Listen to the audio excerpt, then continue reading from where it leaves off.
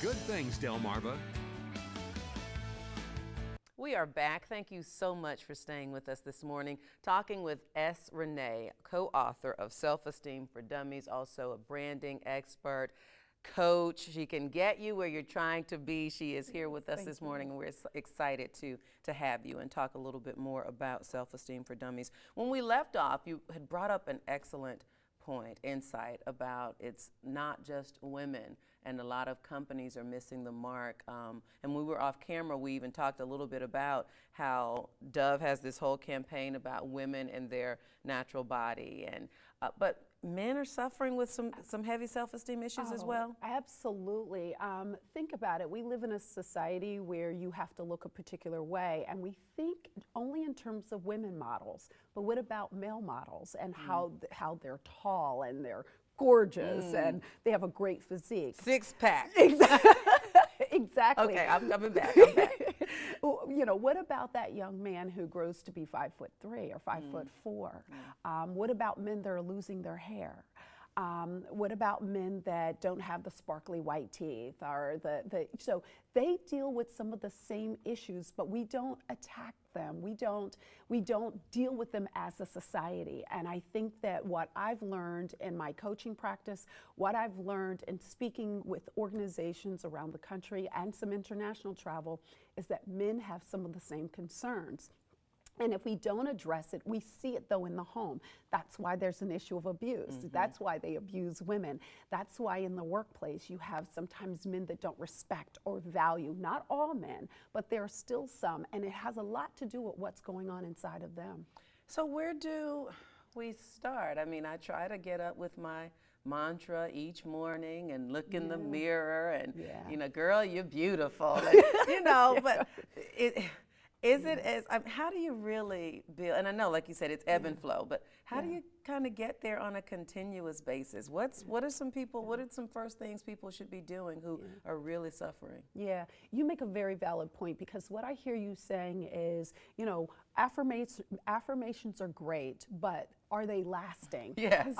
And you're exactly right. And this is what's unique about Self-Esteem for Dummies, is because in the first half of the book, we deal with that. But then the second half, we really help you to dig deep. Okay. It's really about the barriers. It's about what's going on inside of you that you've never faced, that you've never dealt with, that you've never offered a truth to. So if your mother said, you're stupid, you're dumb, or your coach said, you know, you should have made that hit, and you feel like the weight of losing is on your shoulders, and you've never let that go, and so now you're in sales, and you cannot turn that sale. Really what's going on, it's something that was spoken into your life a while ago that you have yet to acknowledge and deal with. So it's those internal barriers that doesn't allow you to be free and live a charismatic and free life. And so that's what this book helps you to do. Okay, let's get beyond the affirmations and let's go deep and dig within yourself. And that's what I think makes this book unique. Do you find that people, once they dig into Self-Esteem for Dummies, are ready to do the work, or does the book, the first half, help you get to the second half of being ready to do the digging? Absolutely. Well, here's what I believe. I believe that if you pick up this book is meant to be in your hands. Okay. And I believe that nothing comes to you before it's time. And that that if you pick up the book, or if you're watching this show, then you're open. And so I believe that you're ready for it.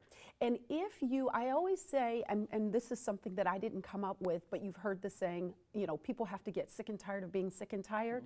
Well, if you're sick and tired, Self-Esteem for Dummies can help you to relive again and to really connect with yourself and who you really are. All right, you talk a little bit, a lot about even on your job and with your boss, whether you, there are CEOs of Fortune 500 companies who suffer with some of this stuff too. How do we, I mean, that's kind of, you just think that's a lot to absorb, to take in. What's going on in some of these situations where we, you know, really need to get to chapter 11 and beyond, and managing our relationships at work, which was one of the chapters that was key for me. Like, Yeah. people don't think about that, I don't think, do they? Well, there's a perception that if I'm successful, I don't have self-esteem issues, that because I have money, because I have followers, because I can dance, Right. whatever, then I don't have issues. And so, and that's simply not true. It just simply says that I have a unique talent, I have intellectual property that other people want. And that's different from what's going on inside of me. Okay. And so, and I have had the good fortune of working with vice presidents, CEOs, and I won't obviously get into names, but some people, because it is lonely at the top, there is some feelings of depression.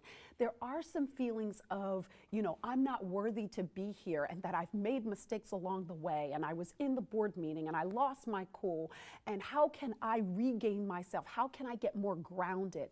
And so just because you're in a great situation in the eyes of the public doesn't mean that you're in a great relationship with yourself. All right, good word there. We're going to take another break. Come back. We're talking love, y'all.